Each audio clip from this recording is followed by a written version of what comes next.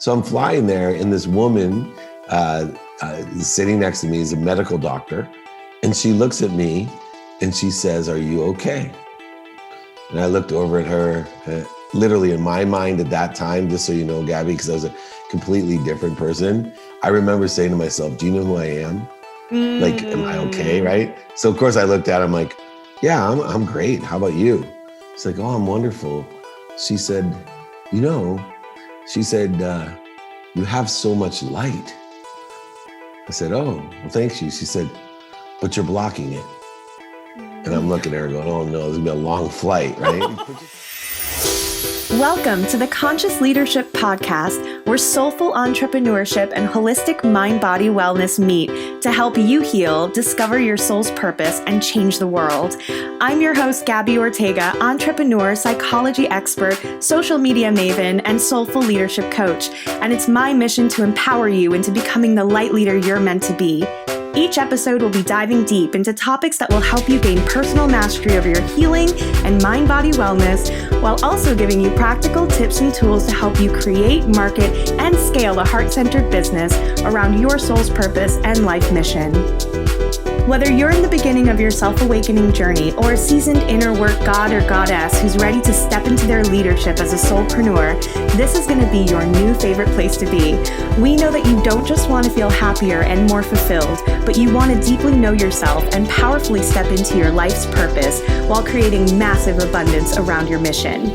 That's why I've created this podcast for you, the light leader of the next generation. Welcome home. I'm so glad you're here. Hi, everyone, and welcome back to the Conscious Leadership Podcast. I'm your host, Gabby Ortega, and I am thrilled because today we have someone super special, super high level, and very, very conscious. His name is David Meltzer. He's the co-founder of Sports One Marketing, and he formerly served as the CEO of the renowned Lee Steinberg Sports and Entertainment Agency, which was the inspiration for Jerry Maguire, which you guys like. Of course, I nerd out. Like I'm an 80s baby. So like that for me is like one of my all-time favorites. And he's also been recognized by Variety magazine as their Sports Humanitarian of the Year and awarded the Ellis Island Medal of Honor. He's also the executive producer of the brand new Bloomberg and Amazon Prime television series 2-Minute Drill. Welcome, David. Thank you so much, Gabby. It's so nice to be here. And we were discussing earlier, it's so rare that I get to, in my entrepreneurial and executive capacity, speak about my true passion, which is understanding consciousness and my mission of empowering over 1 billion people to be happy to create a collective consciousness of abundance in the universe that will provide more than enough of everything for everyone. Oh my God, just like words that nourish my soul. It's so funny. I love that your mission, it's like right on the front of your website, like to empower how many people? Over 1 billion. Over 1 billion people. I love that because I think so much of what we forget is that power comes in collaboration, not in competition, and in really learning how to uplift one another in ways that are supportive and not at all, kind of coming from a place of scarcity or intimidation or anything like that. It's so true. And my own journey was about all the different worlds of a spectrum of scarcity, which in an evolutionary sense allowed me to learn and to expand and grow to a journey to help other people understand the different worlds that exist within that spectrum of scarcity so that we can understand or at least fathom the size, scope, and scale of infinity, time, space, quantities of abundance that exist beyond people's imaginations. Yeah, there's almost like quantum leaps of abundance that I had no idea existed until I felt like I broke out of the matrix, if you will, through meditation. I know you know what I mean. But that we're so stuck in this like trance. And I think Tara Brach, if you're familiar with her work, she calls it like the trance of unworthiness and just this autopilot until we really do gain that conscious awareness to be able to be an active participant in the architecture of our world. Yeah, and I think it takes the blend of understanding where we live in this pragmatic world and vibration and frequencies of, 3 different worlds that I lived in, at least. And one would be the first of not enough. And when I say that, a lot of people immediately relegate themselves to people that are poor. But, coming from that world of not enough, where I was poor with a single mom and 6 kids, and someone who had to pack their dinner in a paper bag so their mom could work 2 jobs, second grade teacher and filling up turnstiles at convenience stores with greeting cards. The fun thing for me was knowing and identifying that world. As I started to make a lot of money in my life, I realized that it wasn't a matter of what you had, that I had friends that had $40 million homes that were living the exact same life that I lived when I was packing my dinner in a paper bag. The same exact energy of there wasn't enough, that I was a victim, that things happened to me. And it was so interesting to have that perspective that, has been my evolution of, okay, there's these people that live and they have everything I ever dreamed of, and yet they still live in that world that I transcended from. And through my journey into, the second spectrum of scarcity, which is the world of for me, which is an interesting one, where you buy things you don't need to be happy, and you buy different things to be happy. You buy things to impress people. I even bought things. I feel called out. Yeah. I buy things to impress people I didn't even like. That's how much in the world. Oh my gosh. I look back and I'm just like, why did I spend so much of my money, time, and energy investing in people who really did not care? And they don't, or worse, like I'll give you my Ferrari example. I probably, since the time I was 6 years old, dreamed of having a Ferrari. And I thought for sure when I got a Ferrari that everybody would love me. Women would love me. My friends would love me. People who didn't know me would love me. And people on the street, they'd be like, I love you, man. Exactly. Like, oh my gosh, he's amazing. And it was the exact opposite when I bought my Ferrari. It was like a repellent. It was like, I might as well have stuck a sign on my forehead that said a-hole, and so people were jealous of me. I was worried about the car more than I was worried about my own health. Women certainly didn't think highly of me, and the ones that did were the ones I didn't want to think highly of me because they thought highly of my car, not of me. And so there were so many lessons in that world of just enough. And why I'm here and what I teach is, how can we journey or pursue our potential? And our potential is to live in a world with no conditions or judgments, a world where there is more than enough of everything for everyone, a world that you come from nowhere to now here, back to nowhere, where you give your life away with complete confidence that there's plenty. Everyone's trying to run a different race, someone else's race, or a race within the context of a scarce or a limited quantity of time, space, and money. And yet it took me, I'm 53 years old, a large portion of my life to realize just because you have something doesn't mean I can't have it as well, or there's not enough for me as well. And so many people rob the joy of their life by comparison and through either these two worlds of to me or for me. And I try to empower people to understand the intention of through me, the intention of more than enough of everything for everyone. Oh my God, speaking my language. I literally think that the conditioning, the programming that we've been given, and mixed with, of course, our evolutionary kind of fight or flight survival mode, like we have to survive, has really pitted us against one another in so many ways that until you actually stop running on the treadmill and you ask yourself, whoa, hold on. Like, do I need to really am I actually competing with these people, or is there actually room for all of us? And can I let go of that and release that pressure to compete, and find more power in the collaboration?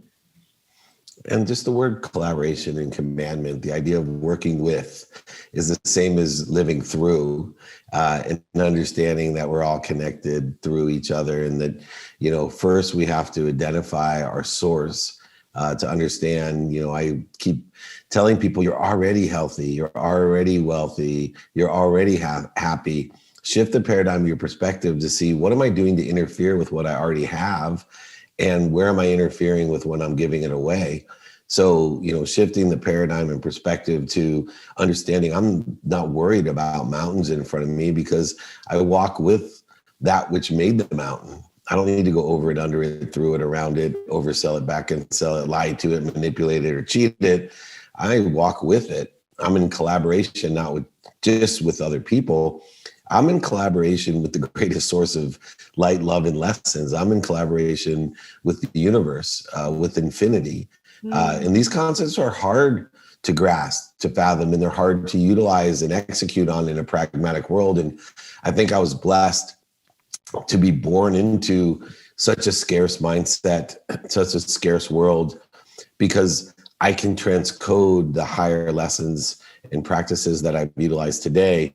I think it would be much more difficult if I was born into what I know now, because I think it's very difficult to go backwards and to be able to communicate with people at a vibration that you've never experienced. Yeah. And so because I've experienced the realms of vibration or awareness or frequency, I'm still able to transcode and transcend what I say and how I say it, so that it tunes into people that may be in a position. And I think part of my journey of even losing everything in my 30s allowed me to re-collaborate with the universe again, because to remind myself of these different frequencies. And I have a tremendous capability that I realized and I utilize. But I think one of the superpowers of my mission is that I don't necessarily speak to everyone at one frequency, that I'm capable of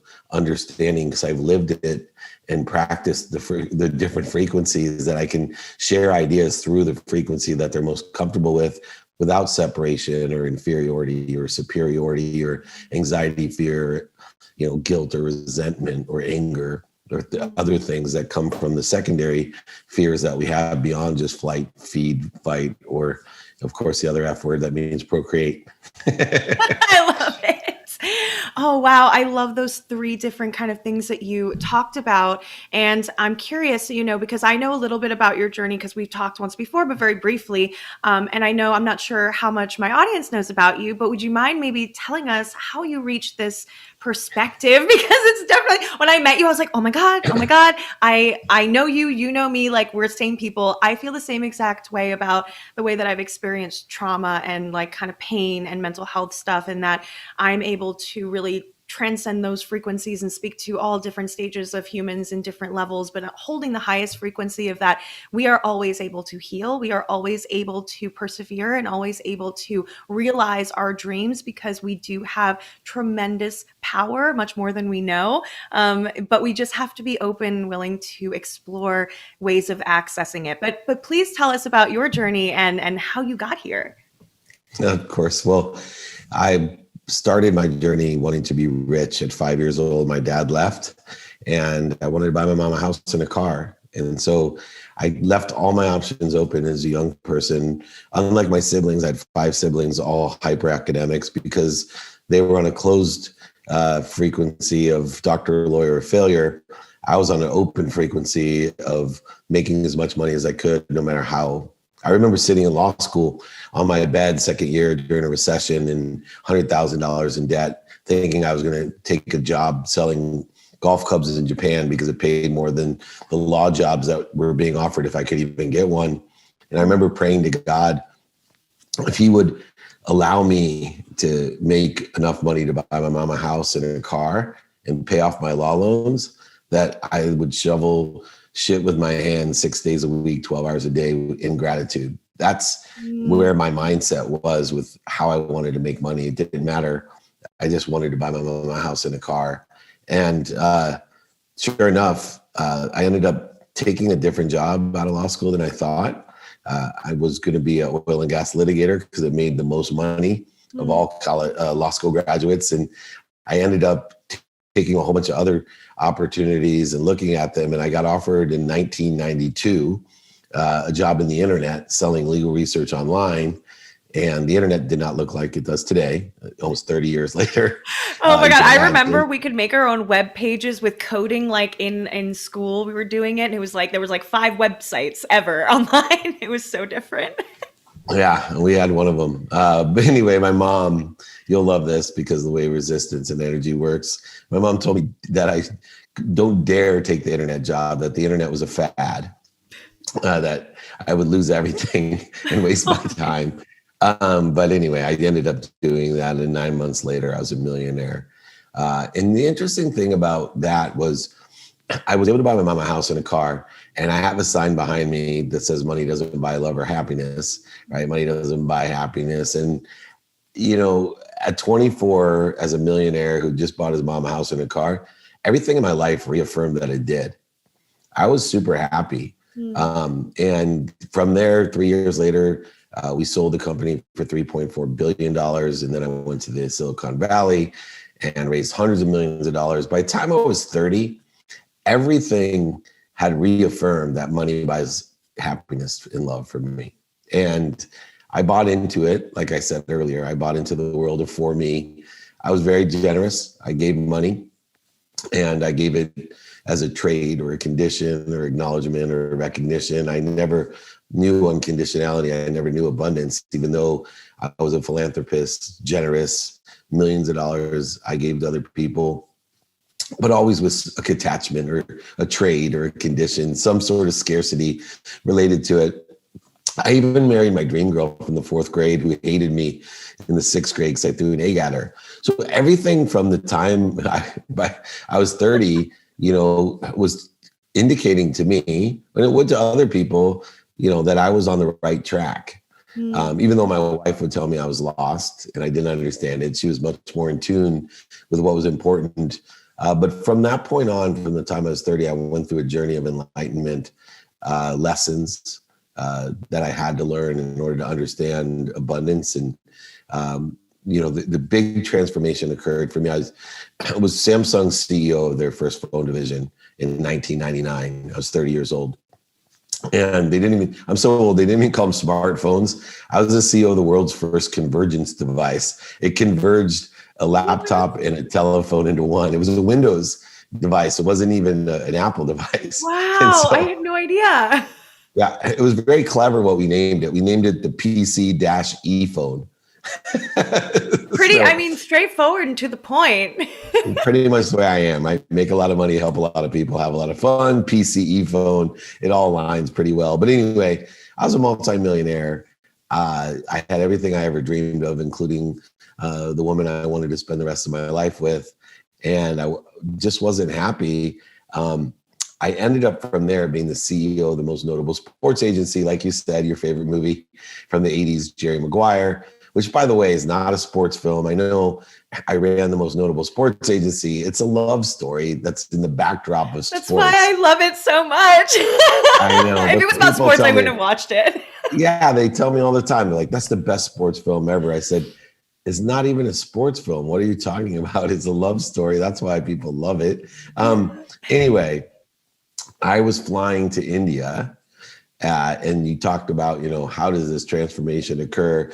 When I was flying to India, I was one of the most closed-minded, pragmatic, scarce, competitive business people. I was running the most notable sports agency. You can imagine how hyper-competitive and scarce sports agents are. In fact, you saw the movie Jerry Maguire. I think it well portrayed what sports agentry is like. So I'm flying there, and this woman sitting next to me is a medical doctor, and she looks at me and she says, "Are you okay?" And I looked over at her, literally in my mind at that time, just so you know, Gabby, because I was a completely different person. I remember saying to myself, "Do you know who I am? Like, am I okay?" Right? So of course I looked at her, I'm like, "Yeah, I'm great. How about you?" She's like, "Oh, I'm wonderful." She said, "You have so much light." I said, "Oh, well, thanks you." She said, "But you're blocking it." And I'm looking at her going, "Oh no, this is gonna be a long flight, right?" Put yourself in who I was. And so I said, "I'm blocking my light." She said, "Yeah." She said, "Do you meditate?" I literally looked at her. I said, "Meditate? Why would I meditate? Yeah. I am a millionaire. I run the most notable sports agency in the world. I come from nothing. I've made everything myself. Who would have time or need to meditate if they were me? Meditation's for people who are sick, broke, living on their mom's couch high. Why would I ever meditate?"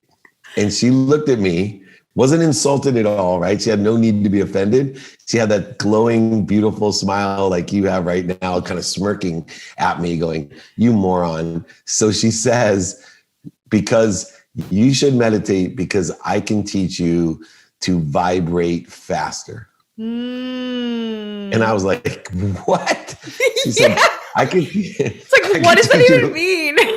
Exactly. And she's like, I could, and she said, everything vibrates. Now, I was a math person, science person. I'm very good at that. Academically, I was. And so it intrigued me a bit. And she said, everything vibrates. And I'm like, yeah, I get that. And she said, the earth vibrates the slowest. That's why we can't put our hands through your table. And then, plants, animals, then human, then sound, then light, and then thought. And she said, in fact, some people think thought moves faster than the speed of light. Do you understand that you actually can play with time if thought moves faster than the speed of light? I said, yeah, I get that. But what does that have to do with meditation? She said, you know what thought vibrates the fastest? I said, no. She said, the truth. The truth vibrates the fastest. And I can teach you to accelerate the speed of your vibration so that you can get closer to seeing the truth. And I was like, that's cool. A little bit more open. And so she said, in fact, you can only be aware of that which vibrates equal to or less than you. So, the higher you vibrate, the more you can be aware of. And so she then tells me about how she can teach theta, THETA, meditation and quantum healing and raise my awareness. And then she invited me, and this was over the whole trip to India, right? Then she invited me to go to a workshop on theta meditation and healing. And I said, no, thank you. I'm not really interested. And because I like to share, people are like, how the heck did this guy get to where he's at?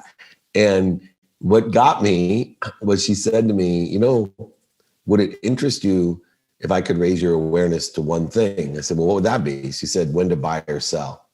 She said, I can raise your awareness so you'll know when to buy and when to sell.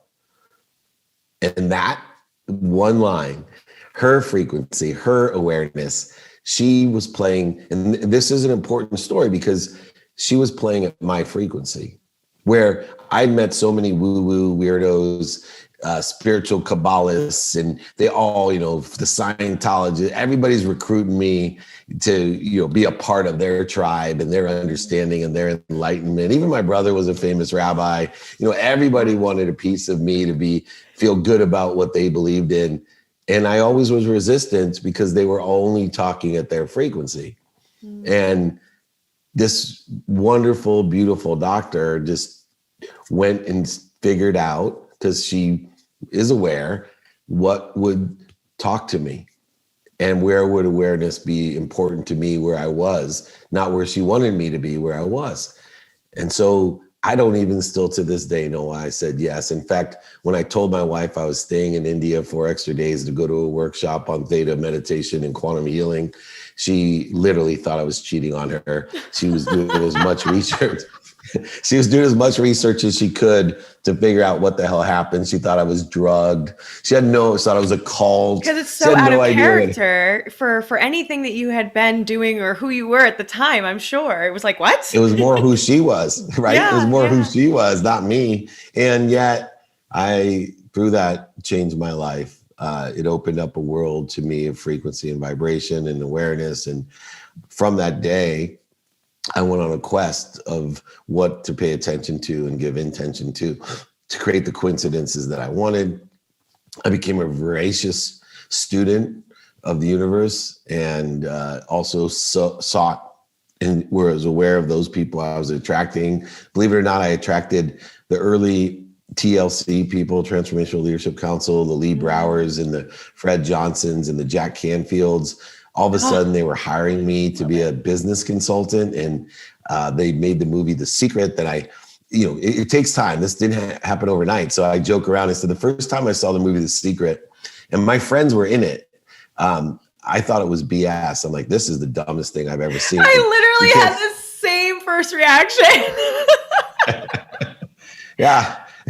Meanwhile, I'm in I'm in the movie Beyond the Secret. I'm in the movie Think and Grow Rich, The Legacy. Yeah. I'm in the books. These people are my best friends now. I'm on the Transformational Leadership Council. I'm probably one of the most spiritual business people, like you suggest, that you'll ever meet, because I run the temperance of hot and cold faith and money, and how it all works together. But I am just, this is 16 years of work. I've been I haven't missed a day. I meditate every single day for the last 16 years. And through my journey, the coolest thing is, I always say I bottomed out 2 years before I lost everything.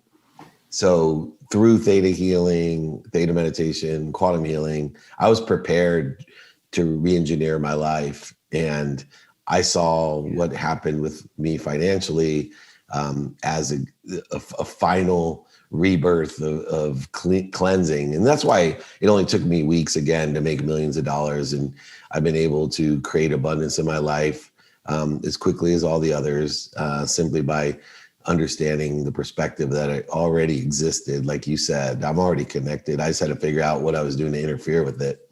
And now I teach other people to do the same thing, looking for 1,000 people like Gabby to empower another 1,000 Gabbies to empower another 1,000 Gabbies to reach over 1 billion people. Collective consciousness of happiness. Oh my God, that's an amazing, amazing story. And I can relate so much because I come from a science background. My mom's a psychologist, and also immigrants. And for us, it's very much like lawyer, doctor, very 3D. Right. Doctor, lawyer, failure. You're in there. Exactly. And it's so interesting, the resistance to wanting to open up to new ways of thinking or being, when there actually is a lot of science behind the manifestation stuff, energetics, quantum physics, vibrations. I hear people say, oh, that's like, what is vibration? That's not a thing. Actually, on a quantum level, we are all vibrating. Everything is vibrating. The space, the air, all the atoms, everything's vibrating. And that is something that, is a truth and not woo-woo at all. So if that stands to be true, can it also be true that we can affect these vibrations, that we can have an impact on our own vibrational frequency and others? And one of the things I found, I don't know if you've heard about this study, it blew my freaking mind. And I think there's a couple more now. But there was a study done where they put a robot in a box container with, I believe, some kind of baby chicks or some kind of live animal. And it was supposed to mimic the mother. And it was on a completely random assigned algorithm pattern. And what they found was that the thought and the desire of these chicks to reunite with what they thought was their mother, the movement of the robot actually started only going up and down the side of where the actual live animals were.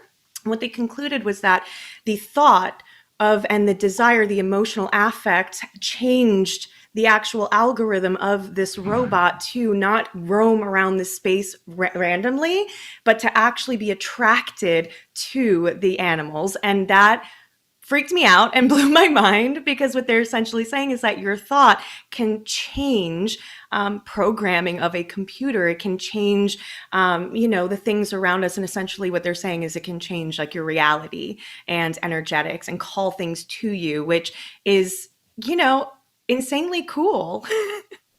Yeah, and mathematically super cool. And I'm with you as well. I talked about things I believe. I will tell you how divergent the world is in their beliefs of these types of ideas. Even when I wrote my first book, I talked about the movie Blink, and they were talking about that you could talk to water. And if you talk positively to water or plants, the water would be clear and plants would grow. And my wife one time said, because she loved a plant so much, she goes, I killed it because it grew so much, it grew out of its pot. Literally, she was convinced. But on Goodreads, this closed-minded review person, this is my first book that I wrote. I've written several, obviously, with Jack Canfield and best-selling books, but this was your first one, so you're a little bit more insecure. And one of my first reviews on Goodreads, this closed-minded woman. She's like, this is the dumbest book ever. David Meltzer believes that you can talk to water, and if you talk negatively to water, it will turn brown. If you talk positively, it will clear it up. And it was hard for me because at that time, and I understand this, that you got to be you, but I was at that time a pleaser, right? I wanted everyone to love me. I wanted everyone to love my book. I wanted everyone to love what I do.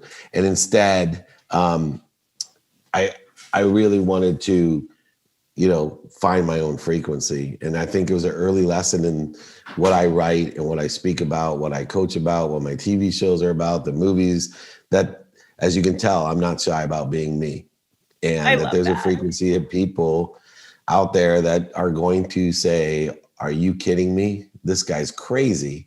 I don't buy one piece of his woo-woo BS, but yet I don't want those people attracted to me.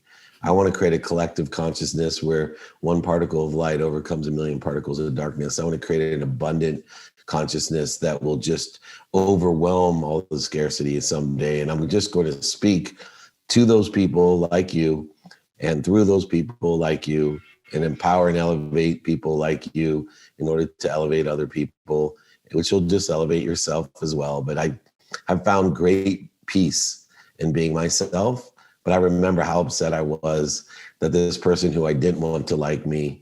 And I tell my kids, I have teenage daughters, don't seek approval because people want to distance themselves. This is where the word disapproval came from.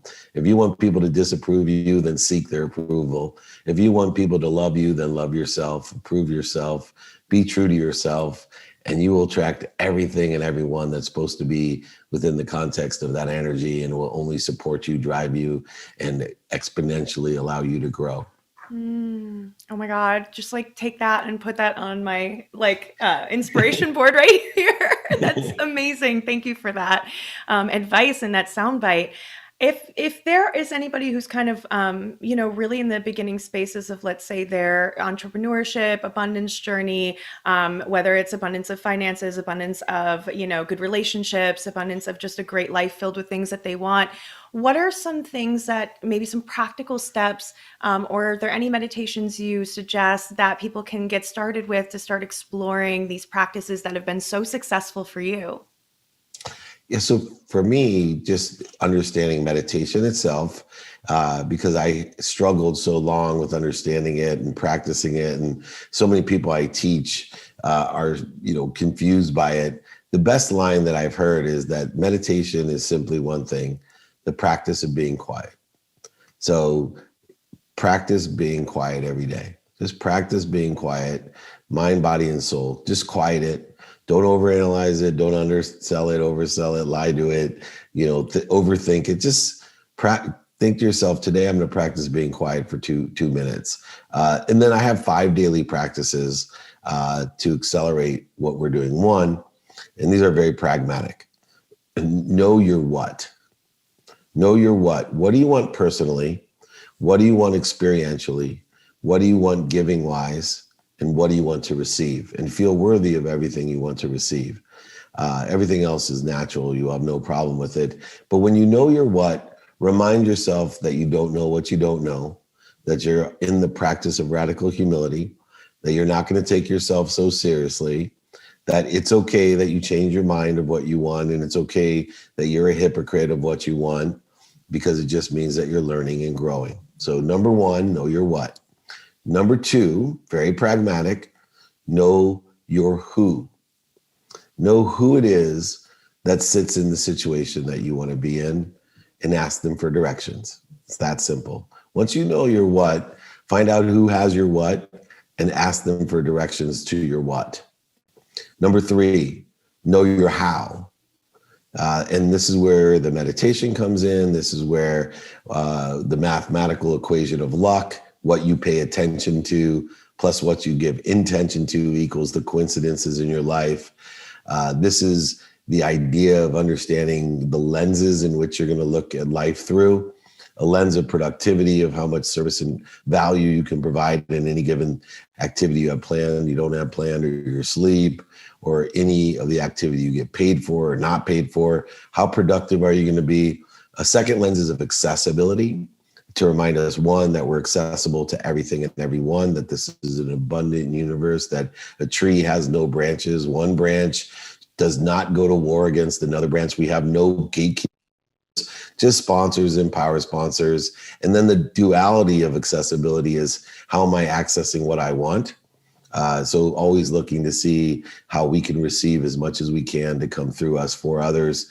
And then finally, the lens of gratitude that incorporates the ability to find the light, the love, and the lessons in everything that we do. Pain being that indicator, a turn signal of lessons to learn, not a stop sign. Forgiveness allowing us to have peace while we're learning those lessons. Accountability to allow us to know that we attracted these things to our lives and we can find the lesson in them, to not live in liability of blame, shame, and justification. And then finally, being with the lens of gratitude, inspired, not motivated. Motivated will get you up, get you back up, get you started, get you restarted, but truly be in a world of more than enough, where everything comes through you in spirit with the most powerful source of light, love, and lessons, like you said.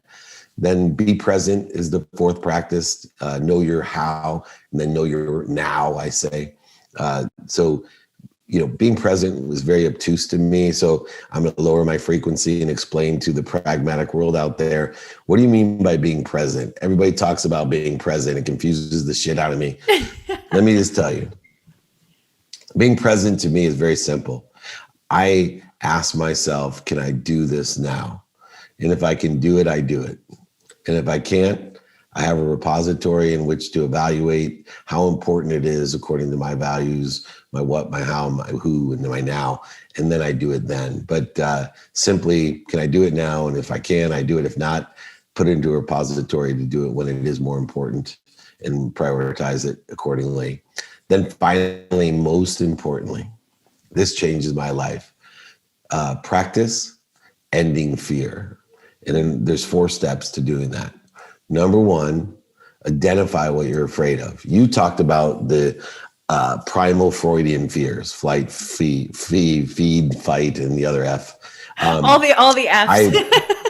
The Fs, exactly. And then for me, I also incorporate the secondary fears of identification, of the need to be right, the need to be offended, the need to be separate, the need to be inferior, the need to be superior, anxious, frustrated, angry, resentful, guilty, all of these different things that create the interference to what we already have: wealth, health, and happiness. And by identifying it, then we can use that meditative state of stop, drop, and roll, where we know where our center is, we know where our neutrality is. So we breathe.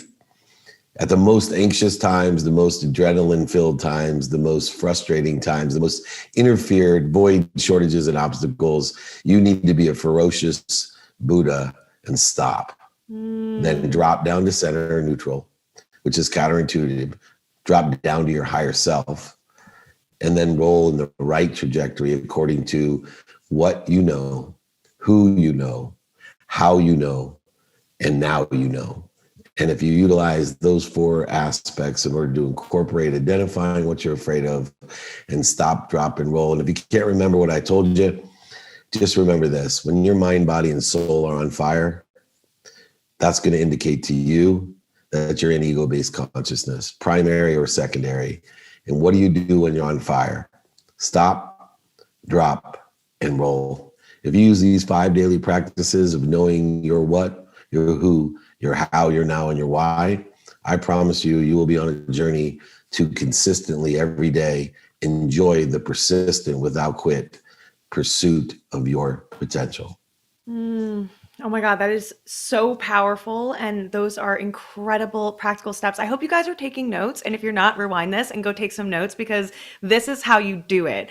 I think it's really important. Like you said, it's like a lot of these things seem very up in the air. What is being present? What is meditation? What is breathing? Things like that. But to actually bring it down to these practical steps is so important. So we can actually do it and we can understand, if we're just starting out, what that actually means.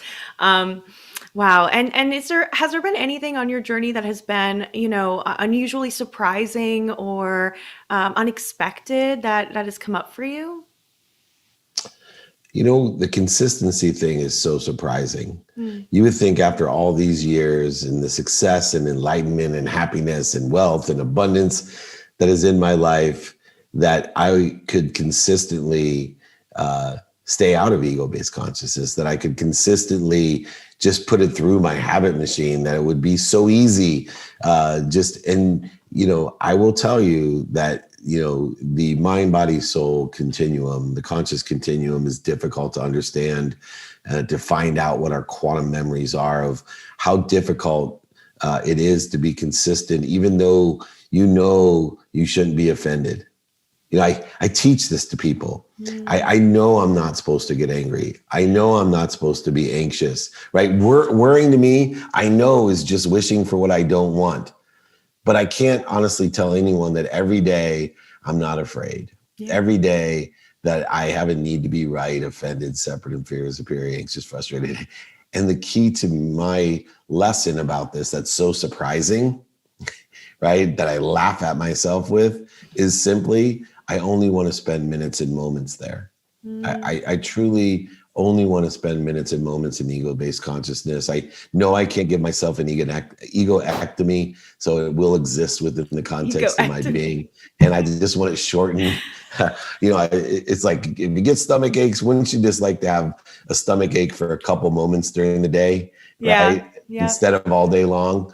That's what the ego does. Why do you need to have a stomach ache all day, every day, for weeks, months, and years? Just want to be nice. Just, I got a ping in my stomach. Okay, it's gone. That's what we want to do with the ego. So that's the number one most surprising thing. And the number two most surprising thing, before I have to go now, is time.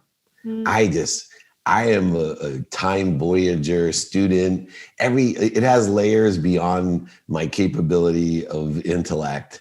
The understanding how linear time and spiral time, and how the speed of light and the speed of thought integrate into changing and bending the continuum of time. And how can I'll give you a real simple practice. I'm, transcoder, so I got to tell you this. One of the things I do to change time is my tomorrow starts today.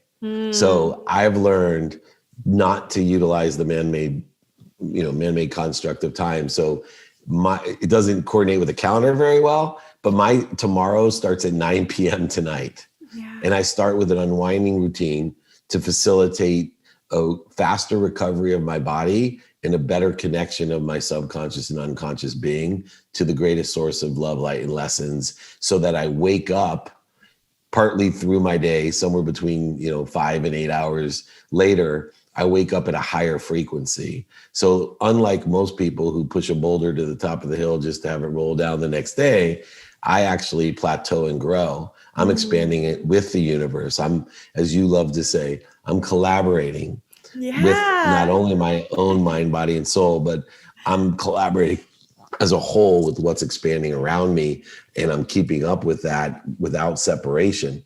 And so I think if you can understand time, it's, to me, you said what's so surprising, or it's unlimited how much you can just change everything. And if you look at the greatest minds on earth, they all studied time.